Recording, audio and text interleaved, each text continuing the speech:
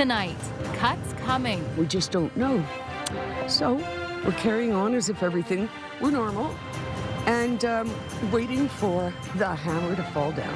What does the future hold for the public service? Honoring the sacrifice of so many. It's about carrying that torch of remembrance that we all have an obligation to carry forward. A candlelight tribute and the unveiling of a new commemorative coin ahead of Remembrance Day.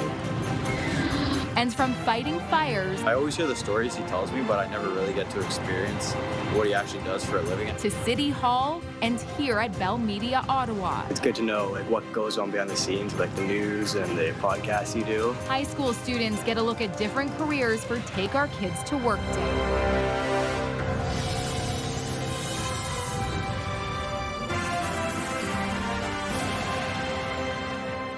Good evening. Patricia is away tonight. Tens of thousands of federal workers here in the capital are still looking for clarity after the government announced its plan to cut thousands of public service jobs. And the union is warning the move will make life harder for everyday Canadians. The federal budget includes a plan to reduce the size of the federal public service by 28,000 jobs by 2029.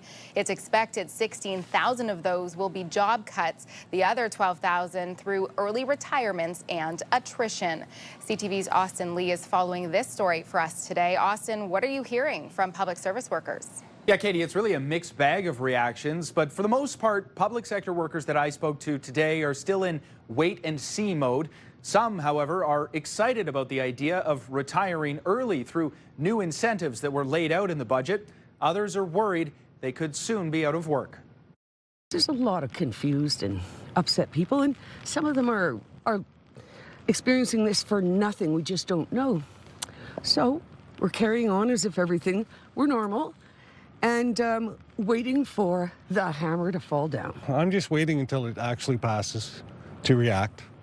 Everyone's talking about it, but till it passes, nothing much we can do. A cold and gloomy day in the nation's capital, fitting for thousands of public sector workers wondering if they will soon be out of work. I still need the job to raise my family, so it's bad. The economy is not that great. While some fear job cuts, others are intrigued by the prospect of an early retirement. I will wait to see what will be the option, and if it's a good deal for me to retire now, I will. For me, I think it's a good budget, yeah. The federal budget laid out non-specific plans to cut the federal workforce by 28,000 jobs by 2029, a move union leaders say will impact services all Canadians rely on. We've seen the same tired story before, first under Chrétien and then under Harper. They cut tens of thousands of workers, and then they are forced to hire them back again when public services fall apart. The Prime Minister disagrees, arguing the measures announced in the budget will make the public service more effective. We're making government much more productive by right-sizing, cutting red tape and wasteful spending, and adopting AI at scale. Either way, the job cuts will hit Ottawa harder than anywhere else, and the business community is calling for support. What we'll be looking for is a thoughtful transition, both to redeploy that workforce in our own economy here, and also looking for additional support in diversifying the economy. And while federal workers wait for clarity, many are just trying to stay positive. I'm smiling because we have no choice but to accept what's coming on and work with it. Now, Ottawa's Mayor Mark Sutcliffe, he's also highlighting the need for the government to provide some more clarity here, pointing to the current feeling of uncertainty that's really permeating right throughout the city. Katie. CTV's Austin Lee reporting live for us tonight. Thank you, Austin. You can scan the QR code on the bottom of your screen to link to us online or visit ctvnewsottawa.ca. We have more details on what's included in the federal budget.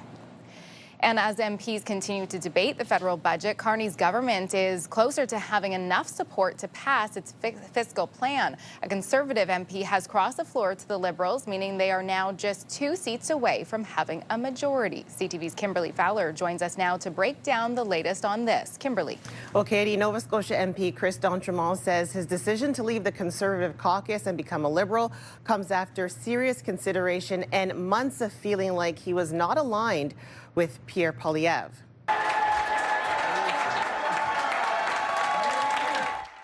D'Entremont receiving a warm welcome at his first Liberal caucus meeting on Parliament Hill this morning, arriving side by side with the Prime Minister to cheers and applause. Now, D'Entremont says he believes there is a better path forward for the country with Mark Carney and the Liberal Party. I didn't find I was represented there. That my ideals of an Easterner, of a red Tory, I mean, quite honestly, of trying to find ways to find solutions and help your community rather than trying to oppose everything that's happening. And I think that's the opportunity that's being offered by Prime Minister Carney and the government caucus is to help find solutions at this critical time for Canada. D'Entremont was first elected in 2019. He won his Nova Scotia riding by just 1.1% in the April election. And while Liberals are welcoming the move, some Conservative MPs are accusing him of turning his back on the party's latest election platform. I'm honored to welcome him as the newest member of our government caucus. Chris's decision to join the government caucus at this crucial moment for our country is exceptionally valuable and important. 6 months ago, he ran on an affordability agenda. He ran to lower deficits. He ran on a stronger economy, a pro-growth agenda, and he's turned his back on that. He's turned his back on the voters. I think this says that Mr. D'Entremont is a man, if he plans to vote for this budget, that can't be taken at his word, and that should be incredibly disappointing, I'm sure it is, for his constituents. D'Entremont suggested today that other Conservative MPs, they may feel the same way that he does. Conservative leader Pierre Poilievre has yet to comment publicly on the floor crossing, and this comes ahead of his leadership review in January. Katie. CTV's Kimberly Fowler reporting live for us tonight. Thank you. And of course, the floor crossing is sparking questions about what this means for Pierre Poilievre and the Conservative Party, and if any other MPs could follow suit. Joining us now to discuss all of this is CTV's chief political correspondent, Vashi Capello. So, Vashi, D'Entremont was very explicit in his reasoning for crossing the floor, saying he made the decision in part because of Poilievre's leadership style. What do you think that means for his future as leader of the party? Well, I think that's the big question right now, and I think a lot of it rests on whether or not, as you outlined, Katie, this is just Chris D'Entremont, or whether, in fact, D'Entremont's suggestion that there could be others materializes. I think if we're dealing with a situation that you can foreshadow wherein enough Conservative MPs leave their party and head to the Liberals that allow the Liberals to form a majority, I think Mr. Poilievre's leadership at that point becomes incredibly tenuous. If they are able to contain, and I will say, I can tell you behind the scenes, I am told by multiple Conservative MPs that there are massive efforts to contain this. If they are able to contain this to just one MP, probably he lives to fight another day, though it does become a chapter in a story that will eventually come to a conclusion one way or the other. Are we hearing any specifics about who might be feeling the same way that he is? And do you expect that we're going to see any more floor crossing? If I had a quarter for every specific I've heard over the last 2 weeks, I'd be like holding 2 bags of money right now, Katie. There are so many rumors out there. I can tell you that 2 of the MPs who have constantly been talked about most frequently, an Edmonton MP, Matt Genereux, and a Quebec MP, Dominic Vien, both of them came out today, and Genereux later in the day, acknowledging that, essentially that those rumors were out there and saying it's not going to be us. So very short statement in the case of Matt Genereux, basically saying there's Ottawa rumors, but I don't intend to leave the party. And then a Facebook video from Dominic Vien basically saying I still support the Conservative Party. So I think that the fact they even had to say something speaks to the level of speculation that is going on right now. And it was really substantiated this morning when Chris D'Entremont did acknowledge, fully suggested, there are other people engaged in these conversations and there are other people who feel the way I do, so there could be more. I think that speculation will remain for at least a little while. So there is a lot still that's up in the air, but do we expect this budget to pass? And should Canadians be worried about heading to a snap election potentially before Christmas? So I would be a lot less worried today than 2 days ago about the possibility of an election. And it actually doesn't even have to do with the potential floor crossers or the fact that there is one floor crosser. It has more to do with the NDP's reaction. We know the Bloc will likely not support it. We know the Conservatives for sure will not support it. That left the NDP. The Green Party also says, and Elizabeth May, she won't support it. The NDP came out yesterday and basically left the door wide open to either supporting it or abstaining from the vote, which would allow the budget to pass. They have yet to 24 hours later come out and say, actually, we met as a caucus, so we're done. We're not going to pass this budget. So I think just in the absence of that kind of a statement, the likelihood of it passing is very high, Katie. Thank you, as always, for your insight, Vashi. My pleasure.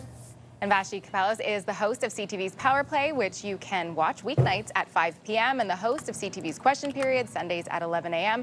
She also hosts the Vashi Kapelos Show on the iHeartRadio Talk Network weekdays from 12 to 2 p.m. Still ahead, what's your dream job? Grade 9 students across the city get an up-close look at different careers for Take Our Kids to Work Day. Here's a live look through our Centennial Glass Sky Cam. It is 2 degrees out there right now. Time now for a first check on weather with Jackie. A bit of a roller coaster out there. Yeah, that's right. We've had a little bit of that unsettling weather, whether it's heavy rain, strong winds, and soon, dare I say it, Ottawa could experience its first taste of winter weather. Now, taking a look, we did see that light rain steadily moving through. The key time that we could see the best chance of some snow mixed in with that rain is around the 9 o'clock hour. It is going to linger and weaken to about the flurries for their overnight, and we could see it when you head out the door at 7 a.m. because temperatures will be around the freezing mark. We are getting to a daytime high of 4 degrees, and we are getting sunshine, so you can put the umbrella away. However, those winds are going to be quite strong, up to 40 kilometers per hour. Right now, temperatures across eastern Ontario sitting between 3 and 5 degrees, 6 degrees around Cornwall, Kemptville seeing about 5 degrees, Montreal sitting at around 5. So while we may or may not see those flurries today or that chance of snow, get ready because Friday, there's another chance. The best chance that we could likely see that is the early Friday morning. We will have these details and more and a look at your long-term forecasts in just a bit. Katie. Thank you, Jackie. Ontario Provincial Police confirming today that human remains found at a property northeast of Smiths Falls last week belonged to a man who had been missing for more than 2 years. Robbie Thompson was last seen in October 2023. Last week, OPP confirmed he had been the victim of a homicide and the search continued for his body. Today, police confirmed remains that were found on October 30th were those of the missing Smiths Falls man. 3 people have been charged with first-degree murder in relation to Thompson's death. The remains were found as police investigated at a property on Kelly Jordan Road. They say residents in the area can expect an increased presence of police as they continue to investigate. A Kingston resident is facing charges for allegedly attacking someone with bear spray. The incident happened around 9 p.m. Monday at an apartment building on Van Order Drive. Police say a tenant sprayed another tenant in the face with bear spray. A 47-year-old is now facing charges of assault with a weapon, mischief, and breach of probation. The Ottawa Redblacks have a new coach as they look to improve after this year's disappointing season. The team hiring former CFL Coach of the Year Ryan Dinwiddie, his former quarterback, and had been serving as the head coach of the Toronto Argonauts since 2020. The Redblacks fired former head coach Bob Dice in October after failing to qualify for the playoffs for the 5th year in a row. He says he's excited to join the Redblacks, saying it's a proud organization with passionate fans and a strong foundation to build on. The U.S. Supreme Court is weighing one of the most economically significant cases in decades, with huge implications for Canada. At issue, whether President Donald Trump's sweeping emergency tariffs are legal. With more, here's CTV's Joy Malbin. The Handmaid's Tale protesters are back, demonstrating against Donald Trump's tariffs and use of presidential power. The president has slapped tariffs on more than 90 nations, including Canada, by declaring a national economic emergency. The justices heard arguments whether Trump's use of the 1977 law without congressional approval is even legal. My fellow Americans, this is Liberation Day. It's the president's signature tool to strike new trade deals, claiming it addresses trade deficits and protects manufacturing. President Trump has negotiated agreements worth trillions of dollars with major trading partners. Unwinding those agreements, he warns, would expose us to ruthless trade retaliation. It's a congressional power, not a presidential power to tax. And you want to say tariffs are not taxes, but that's exactly what they are. Even some conservative justices seemed skeptical. My question is, has there ever been another instance in which a statute has used that language to confer the power? Only President Trump has. Several states and small businesses challenged his tariffs, and lower courts agreed he's overstepped his authority. They're gloating all over all the billions of dollars that they're collecting. They think it's great. What they don't say is they're collecting it from American businesses. Trump's tariffs have cost Canada billions of dollars in lost business, straining relations with the U.S. and with trade talks stalled over an Ontario anti-tariff ad. Such trade barriers hurt every American worker. This is like somebody's driving the train.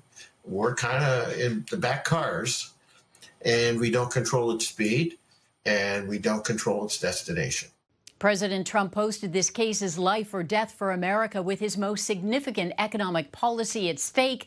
The court's expected to rule swiftly within weeks or months. Joy Malvin, CTV News, Washington. And staying in the U.S., Democrats fared well in their biggest test since Donald Trump's re-election, scoring major wins in state and local elections last night. One of the biggest in New York City, where Zohran Mamdani has been elected mayor. So, Donald Trump, since I know you're watching, I have 4 words for you. Turn the volume up. Mamdani went after Trump during his acceptance speech. Democrats also swept the governor's races in New Jersey and Virginia. One of the other key victories came in California, where voters approved a plan to redraw congressional districts to benefit Democrats, offsetting a similar move to benefit Republicans in Texas. Meantime, the U.S. government shutdown is now the longest in history as the impasse continues between Republicans and Democrats. It's unclear how long it will last, but there is increasing pressure from Americans facing lines, delays, and cancellations at airports ahead of a busy holiday season. Thousands of others are not receiving food benefits, and roughly 1.4 million federal employees are not getting paid. At least 11 people are dead after a UPS plane crash in Kentucky. ¡Oh, my God! ¡Corre para atrás, papi! ¿Viste? Te lo estoy diciendo, Dios mío! The plane was departing for Honolulu from Louisville's Muhammad Ali International Airport. The aircraft briefly lifted off the ground before crashing and going up in flames. The Kentucky governor is praising the frontline workers that helped keep the fire in check. Remembrance Day is less than a week away, and while the most notable commemoration will happen at the National War Memorial on November 11th, the lead up to that day comes with several opportunities to pay respect. CTV's Sean Varden has more. It's an annual tradition marking the beginning of Veterans Week. And bringing together youth, cadets, as you see all around, along with veterans. And it's about carrying that torch of remembrance that we all have an obligation to carry forward. A candlelight tribute put on by the Canadian War Museum and Veterans Affairs Canada to honor fallen heroes. This year's features a Canadian poppy blanket, brought here from Winnipeg, 8,000 hand-stitched symbols of remembrance made by people from across the country. We do small events at school growing up. You know, we may go to Remembrance Day ceremonies, but this was a way for me and people like me and other people across Canada to actually show our thanks, and that's why it's so important to me. The blanket isn't the only special addition to this year's ceremony. The Royal Canadian Mint unveiling a new $2 coin commemorating the 25th anniversary of the repatriation of Canada's unknown soldier. The special coin was designed by the same artist who created the bronze work on the unknown soldier's tomb. This is the most appropriate place to unveil this, to give the people, give a little something back to the people who serve us so much by letting them see this coin firsthand. Cadet groups and local youth paying tribute to the service, sacrifice, and resilience of those who put their lives on the line for Canada. On duty to place candles from those in the crowd who have served. So I saw the cadets going up carrying those candles. They represent so many different ethnicities and spirituality and backgrounds, and so it just really shows how diverse Canada really is. Sean Varden, CTV News. Management, as you develop new skills and expand your areas of interest. You may think you know what your parents do for a living, but today grade 9 students across the city got a chance to see different careers up close for Take Our Kids to Work Day. Jackie. Thanks so much, Katie. Now, taking a look at the next 24 hours, periods of light rain will continue on, and there could be a chance that could be mixed in with snow. It should clear by the midnight hour, and the flurries could carry on into our early morning. But for the most part, our Thursday is looking very clear and lots of sunshine. Here's a live look through our Centennial Glass Sky Cam, where temperatures have cooled to about 2 degrees, and it's a little bit wet out there right now, so make sure you stay as dry as possible. Our popular Team of the Week segment is back. If you want to be a part of our Myers Automotive Group Team of the Week, upload your video to ctvnewsottawa.ca. There may have been a spark of career inspiration or simply a new respect for mom or dad. Today was Take Our Kids to Work Day. Grade 9 students in Ottawa got a glimpse into the world of firefighting, city politics, and even local news. Here's CTV's Dave Charbonneau. There you go.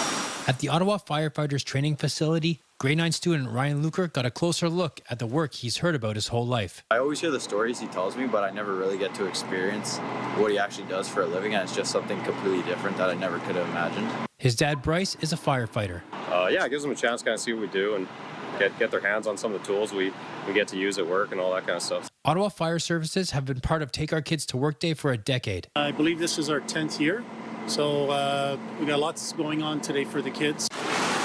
Putting out fires, ripping apart cars, and climbing high into the sky. These students experienced it all, from first responders to City Hall. I like the historical stuff. I think that's really cool. Students got a look behind the scenes of their parents' workplaces. A very good experience for us to see what the different services and stuff they offer at Ottawa. Take Our Kids to Work Day began in 1994 to help grade 9 students explore future career paths. I like to see how my mom works every day. I think it's pretty interesting how we get to see and try to experience what our parents do. I think it's a great opportunity to show students what's going on at City Hall and the impact that the decisions that we make and the work that their parents do has on our community. So you've all met Dave, and I also do what Dave does. Some students spent the day at Bell Media, Ottawa. It's a very important job, actually. This guy here, we make him do it sometimes. CTV News and News Talk 580 CFRA, getting a behind-the-scenes look at local news. It's a cool place. It's very nice. It's good to know what goes on behind the scenes, the news and the podcasts you do. You get to miss school and you get to see behind the scenes and what's happening here. Yeah. This place is it's pretty cool. Tristan Force spent the day with his dad, Kevin, CTV's resident IT wizard. He's pretty good with computers and just really at home too, just to kind of help out. Yeah. So I think it's pretty cool. Nice job. And for some, the variety of the day was the best part. It's fun to see what they get to do. Yeah, it's almost inspiring too, just to see what they do every day, you know. Take Our Kids to Work Day continues to give students a closer look at possible future careers and maybe, just maybe, think their parents are pretty cool after all.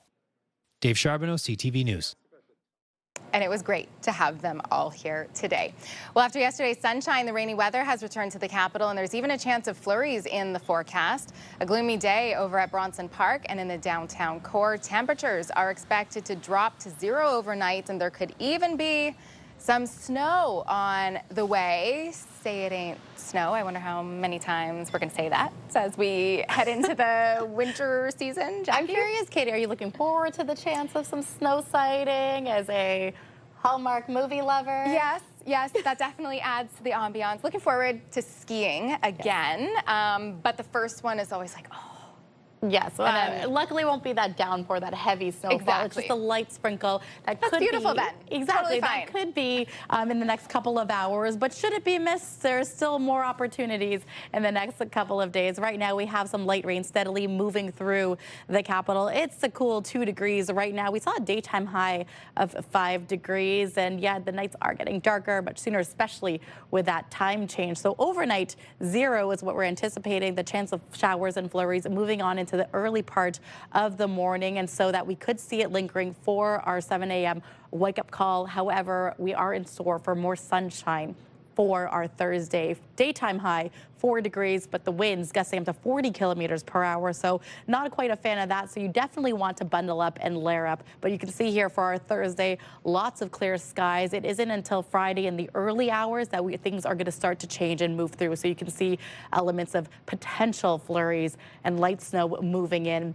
But by the time things warm up and the Friday afternoon rolls in, we are likely going to see the return of some rainfall. So bring that umbrella, bring the toque, bring everything to keep you warm and potentially dry. Looking at the lows throughout the region. So here, Ottawa freezing mark, very similar for Cornwall and Brockville, Petawawa, Maniwaki sitting around -2. 2 degrees for Montreal, so slightly warmer for these overnight lows. But as we look towards tomorrow's highs, temperatures really averaging between 3 and 4 degrees. And Kingston getting a little bit more sunshine to start things off with 6 degrees the daytime high, Trenton sitting at 7. And as we look to our friends in Montreal, daytime high of 3 degrees. Taking a look now across the country, we can see that temperatures are about 6 degrees, 5 degrees, Fredericton, partly cloudy skies. Ontario here, very chilly as well. So temperatures around Thunder Bay and Timmins around 3 and 1 degrees. I kind of want to be where Windsor and Toronto are, where right now temperatures are at a, quote, warm 11 degrees.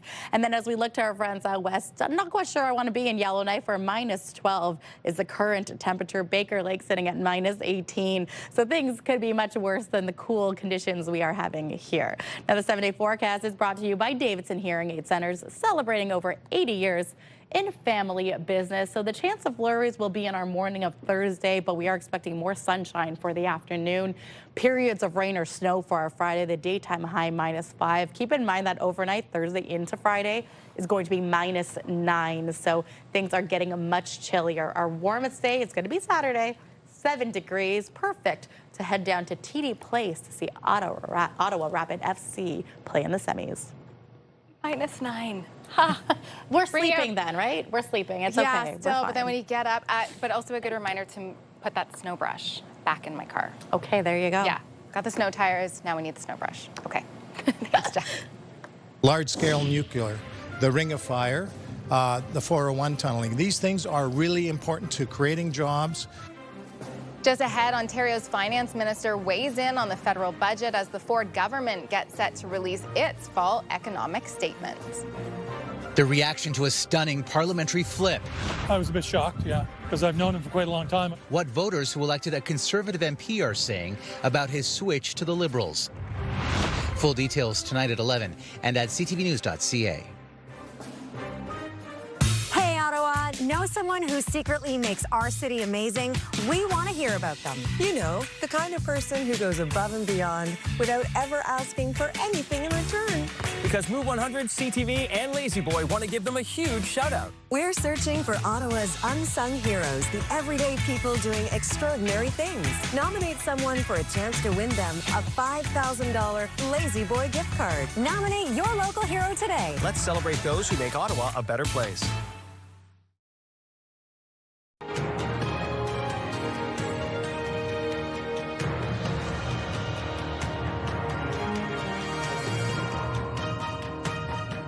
As Canadians learn more about the federal government's fiscal plan, Ontario residents are also set to find out more about the province's finances. The Ford government is set to unveil its fall economic statement tomorrow, which comes as Ontario's finance minister criticizes the federal budget. Here's CTV's Queen's Park Bureau Chief Siobhan Morris.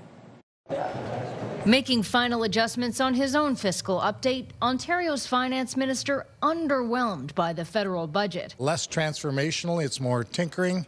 It lacks some ambition. Peter Bethlen-Falvey is glad to see a tax cut for first-time buyers on new homes up to $1 million that Ontario will match. But he wanted a commitment to Ontario's priorities. Large-scale nuclear, the Ring of Fire, the 401 tunneling. These things are really important to creating jobs, getting shovels in the ground. The attachment to a tunnel for cars in transit under the 401 baffles opposition leaders. What worries me is this government could be pouring more money into a fiscally stupid project instead of actually investing in building homes that people can afford. Marit Stiles wants less preoccupation with the pie-in-the-sky tunnel and more answers to the question, what is your plan to create jobs now, to save the jobs that people are losing in forestry, in auto? With youth unemployment especially high. We want to see programs that will actually help young people get their first job and actually help Ontario businesses as well. Colleges and universities will have to deal with a dramatic cut to the number of student visas in the federal budget. It's probably the right sizing that had to be done. Post-secondary institutions had leaned on the higher fees international students pay to balance their books. Schools have been pleading with the government for more cash and to lift a tuition freeze. We'll continue being there for the sector, and this is why we are doing a funding formula review. Bethlen Falvey not tipping his hand about whether more help is coming. Well, one more sleep. The finance minister signaled earlier this week he still intends to balance the budget by 2027-28. The province finished last fiscal year $1 billion in the hole, far better than expected, but that was before the weight of tariffs really set in. At Queen's Park, Siobhan Morris, CTV News. Now, some other stories you need to know right now. We're getting a look tonight at how many drivers have received parking tickets in Westboro and Wellington West since the city introduced on-street paid parking in the area 2 months ago. In September, paid parking was implemented on sections of Richmond Road, Wellington Street West, and Churchill Avenue to encourage turnover in the high-demand area. Since then, bylaw officers have handed out nearly 3,000 tickets for parking violations. The union representing thousands of full-time college and support staff across the province says its members have ratified a new contract. The deal was reached last month following a nearly 5-week strike that saw more than 10,000 workers walk off the job. The union says the new contract includes wage increases and job security improvements. The next time you're looking for medical advice, you'll have to try somewhere other than ChatGPT. The parent company OpenAI says the chatbot will no longer offer medical or legal advice. The policy states ChatGPT can't be used for tailored advice that requires a license. A study led by researchers at the University of Waterloo found the bot only got 31% of open-ended medical questions entirely correct. Can they get it right again? Oh, she's done it again. And it was a disappointing night for the Ottawa Rapid FC, losing 2-1 against the Vancouver Rise in the first leg of the Northern Super League semi-final. The second leg game is happening here in Ottawa on Saturday. Aggregate winners of the semi-finals will advance to the championship game on November 15th. Why should I put that money in their pocket? For what? If you pay it, why do you have to pay again? I don't understand that. It's one of the most important numbers in your life, your credit score. One woman says she paid her bills on time, but the bank disputes that, and now she can't get a loan. We'll have that story when we return. You're watching CTV News with Patricia Bowl. Get the latest live local breaking news. Sign up now for our morning and evening CTV News Ottawa newsletter. The best local content from CTV News, Your Morning Ottawa, and News Talk 580 CFRA. Get it all in one place. Sign up now at ctvnewsottawa.ca. The CTV News Ottawa newsletter is brought to you in part by CAA Business.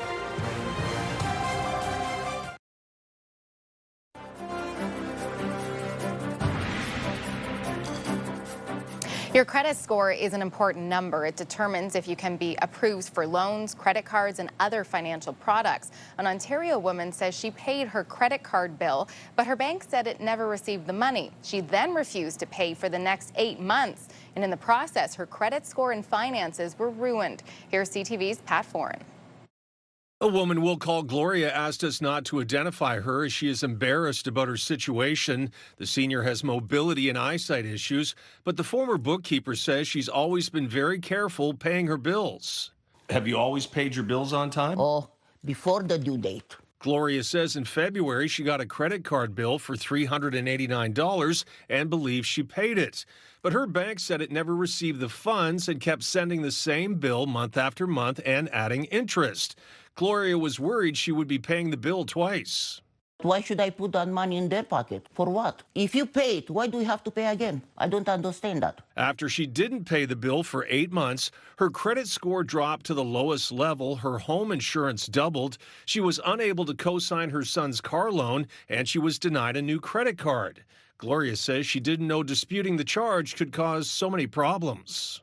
I thought they'd go only after me for the money. I never thought they are going to destroy my credit score. A good credit score can help you rent an apartment, get a loan, and qualify for lower interest rates. But late payments can lead to a lowered credit score, increased interest rates, higher late fees, difficulty getting new credit, and accounts could be closed or have reduced credit limits. If you're behind on a $100 a month payment, your credit score really takes a hit because they figure, hey, if you can't handle a $100 payment, we're certainly going to not loan you a larger amount of money. Doug Hoyce, a licensed insolvency trustee, says in the event you feel there's a mistake on one of your bills, pay it first and try to settle it later. If you're having a dispute on a bill, pay it, and that way your credit score isn't going to take a hit, and then fight over it later. If you win, you get your money back. After CTV News contacted her bank, they determined Gloria had not paid the bill. Now she has, but it could take as long as 6 years before the unpaid bill doesn't show up on her credit score. Pat Foran, CTV News. The strike by Air Canada's flight attendants over the summer hit the company's bottom line. BNN Bloomberg's Marilla Fernandez has the details. Air Canada is reporting a 5% drop in revenue in its latest quarter. When 10,000 flight attendants went on strike in August, the airline had to cancel 3,000 flights. It cost the carrier $375 million. Just reimbursing customers came to $90 million. In an effort to trim costs, the airline recently slashed 400 management jobs. Here are the closing numbers for the day. The Canadian dollar down a fraction to 70.88. West Texas Intermediate crude down almost $1 to 59.60. Western Canadian Select also down to 49.19, and the TSX gained 325 points today to push back over 30,100. Those are your business headlines. I'm Marilla Fernandez.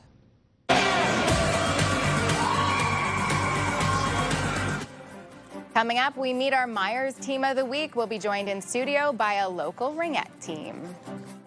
You're watching CTV News with Patricia Boll.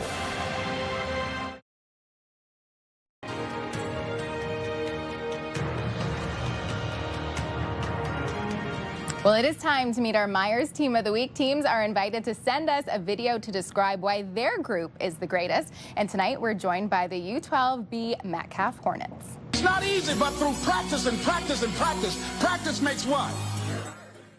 These ringette players have just started their season, but they are already full of energy and are building trust and friendships on and off the ice.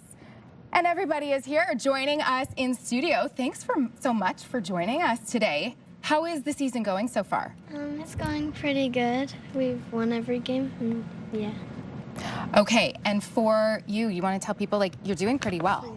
So we're in first place. We're undefeated. We have 2 games this weekend. So we'll hope that we do well. And maybe have people come out and support you. Yes. I know you've got a lot of friends and family here supporting you, but maybe others can come out. And for you, what do you like about playing ringette? It's all about just having a good group of girls to play with. Everybody's doing pretty well? Yeah. Yes? And what about for you? What does it mean to you to be part of this team? It means like making new friends and like learning new skills and tricks and just, yeah. And we saw a little bit of that in the video, and I think I saw some people in blindfolds too. Can you talk to me a little bit about the training? So that was, we have dryland training, practice, and our games. So for dryland, we were doing a skills where one of us had blindfold, and there's 2 or 1 other people that directed. So it was like more of like communication and like talking to each other, because that's what we're really trying to do on the ice and off the ice. Okay, and for people who have never played ringette before, any tips? Well, like Lily said, like a good communication is really important to know how to do the play. And what is the team? This can be for anybody, but what is the money going to be used for? This money is going to be used for, we're trying to go to provincials. It's a very important tournament. We're trying to use it, we're going to use it for extra ice time and team activities. Okay, well, let's get you that money. Let's bring in Alex from Myers Automotive Group. There you go, Alex, take it away. Awesome, thank you for having me. We at Myers firmly believe the importance of giving back to our community that supports us, and we're certainly happy and proud to be able to help out local teams and organizations. So on behalf of myself and Myers Automotive Group, congratulations, and we hope you get to put the money to good use. Absolutely. Congratulations. And I'm going to step out of the way here because you all have a cheer that you want to do for us and everybody at home. So take it away.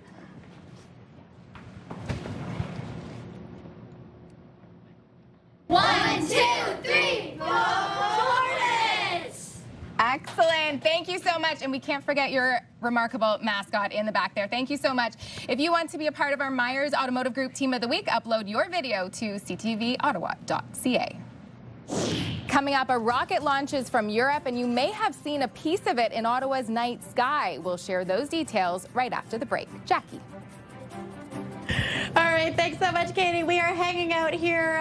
Lots to talk about. There is a chance that we could see some rain mixed with snow for here in Ottawa. Not just for here, a chance of showers for parts of the Seaway. 2 degrees the overnight low. Mainly sunny skies, though, is in store for our Thursday. And as we look towards parts of the valley, flurries could also be in the forecast for the overnight -2. So that's going to be chilly, only getting to a daytime high of 3 degrees. Meanwhile, here, downtown Ottawa, a live look through our Centennial glass sky cam. Current temperature 2 degrees. Fingers crossed the rain has let up.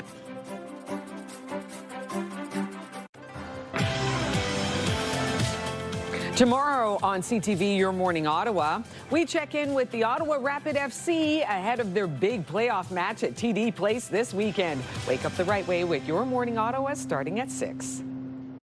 Hairstyles, courtesy of Salon Fiorella. Here's what's coming up tonight on CTV. E-Talk starting at 7, followed by Shifting Gears, The Floor, George and Mandy's First Marriage, and The Amazing Race is on at 9:30. Here's a recap of the top stories we're following right now. Many families get affected by that. Well, I don't know how the government decided that they will cut that much. Federal public servants in Ottawa looking for clarity after the government unveiled a plan in the budget to cut thousands of public service jobs.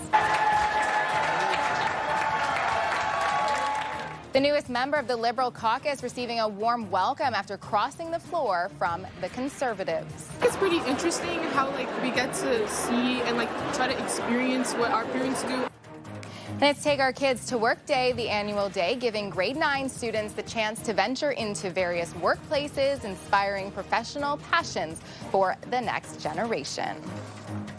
Final check on weather. Yes, Katie. So far I have not seen any light snow here, at least in downtown Ottawa, but the light rain continues to steady on. It should clear or calm down by the time we inch closer to midnight. But yeah, tomorrow morning there is still a chance we could see some flurries. The good news is, though, we are anticipating lots of sunshine and dry conditions for our Thursday. The flurries really sticking to the morning part of our day. Daytime high 4 degrees. Friday, though, unfortunately, we are going to see the return of periods of rain as well as a chance of snow mixed in with this. And then we're going to get back with that roller coaster of mix of sun and cloud for Saturday. Daytime high 7 degrees. So a whirlwind of conditions. Katie and Kimberly. Absolutely. Just have to kind of get used to it this time of year. It's time now to check in to see what our news team is working on tonight. Kimberly is here. Well, Katie, we'll take a look at a new counseling service available for men in Ontario.